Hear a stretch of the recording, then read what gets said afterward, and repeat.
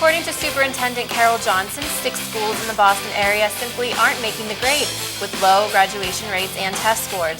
Johnson is proposing closing them come June of next year, a move that has parents and students upset. Welcome to another edition of Sports Night. I'm Katie Callaway along with Dan Ventresca. And Dan, I know BU won the national championship back in April, but I never get tired of celebrating it. Yeah, you know, Katie, it seems like I was dancing in confetti at Marsh Chapel only yesterday, but tonight the Terriers have to close the book on last year.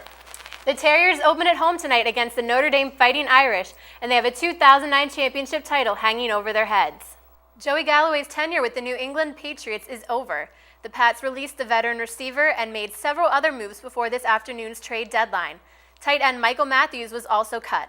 Linebackers Tully Banta-Cain and Eric Alexander were both re-signed after they were released by the team yesterday. Take your mark. The Terriers men's and women's swim teams hosted some tough competition this weekend. The men faced the Texas A&M Aggies and the women took on Central Connecticut State College. The men picked up wins in 5 of their 11 events, and the women scored first place points with 6 out of 11 events. The teams also featured both of last week's America East Swimmers of the Week, juniors Kyle Ernst and Maria McIntyre. I was excited. It was my first time. I know Maria McIntyre got it too, and we were pretty close, and it was cool to just have us both in the same grade, get it at the same time. It's kind of a rite of passage, I guess. McIntyre says she was surprised to hear that she won, and she's taken it as a confidence booster. Overall, though, McIntyre thinks the team has done really well and performed consistently.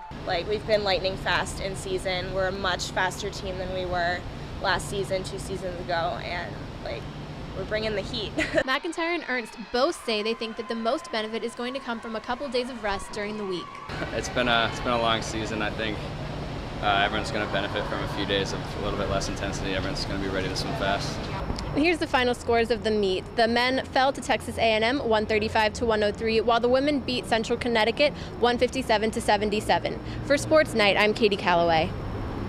Welcome to BU TV 10's One-on-One. We're pleased to have legendary film and television producer Greg Feinberg, the executive producer of the hit HBO series True Blood. Thank you so much for joining us, Greg. Now, with the show's success so far, how do you keep the momentum going, and what are some of the challenges? Well, the biggest challenge, I think, is keeping the momentum going, and how we do that is every season the show kind of zags or zigs into another direction, and that's part of the fun of the show. But that requires then sort of reinventing it in certain ways. I think you'll see in season 4 there's a lot of reinventing that we're going to be doing, and it's we've already built some huge sets and things that we had to do in between seasons. So it just takes a lot of figuring out how we're going to do that, and then making sure we cast really well, because I think our main villain guest stars have been phenomenal. That's a big part of it. And you've worked on several series and projects that have included elements of the supernatural or the macabre. Is that something that you look for when you start a project? And never. Is that something that are you sure Twin Peaks didn't have anything to do with that? No, it's just you fall into shows along the way depending on how your career goes, and True Blood's a huge undertaking, and all the effects and crazy things we have to do require a lot of work. After screening an episode of True Blood, Feinberg answered students' questions for more than an hour, touching on subjects like how to incorporate elements from the novels to how to manage a production budget.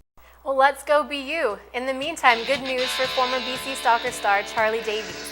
The U.S. national player is out of intensive care and will get surgery on his right elbow early next week. He's already got brand new titanium rods in his left leg. Ouch. Let's hope he can recover before the World Cup. Have a great night, everyone. I'm Katie Callaway.